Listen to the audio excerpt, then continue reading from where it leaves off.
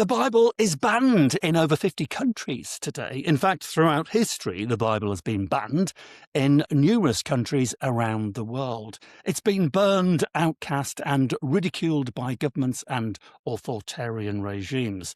There are, of course, some very good reasons for this hatred of the Bible, because the Bible empowers people and despotic regimes don't like that. It is immensely powerful.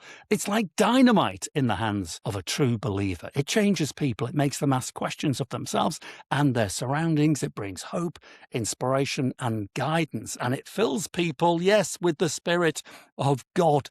The Bible creates in individuals the courage to stand up to evil, wrongdoing, and tyranny, so much so that millions of people have been imprisoned, tortured, and killed in defense of it.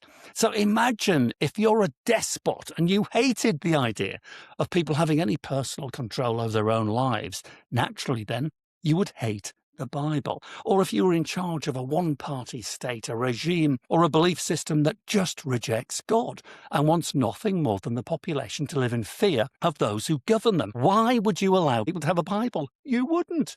You would know that it is far too liberating to be allowed. You would make sure that the Bible was illegal, and you would punish those who read it, or at least create a state-backed propaganda program against its followers.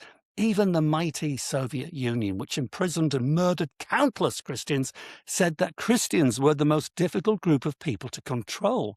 And it was all because of the power of one book of the Bible. So for a Christian, persecution and ridicule should not come as any surprise, because throughout the Bible there are warnings to expect all types of persecution for following God, including death.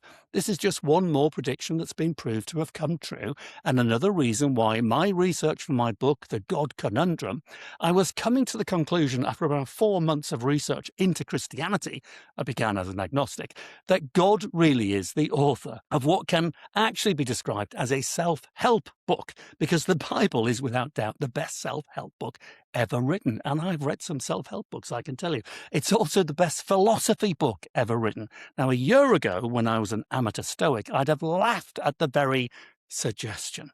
No wonder then, despite best despotic efforts, the Bible has been the best-selling book every year for 2,000 years. Why is that? Well, it's simple. It's the most powerful, empowering book ever written. It's described by the Canadian psychologist Dr. Jordan Peterson as the world's first and only hyperlinked book. The only comparison to its cleverness today would be Wikipedia. He also says that the Bible is way more true than just true. Try and get your head around that one, but it's right. It's a book that guides us through life from birth to death and into the afterlife. You may or may not like some of the things it says in it, but there's no denying that's what it is.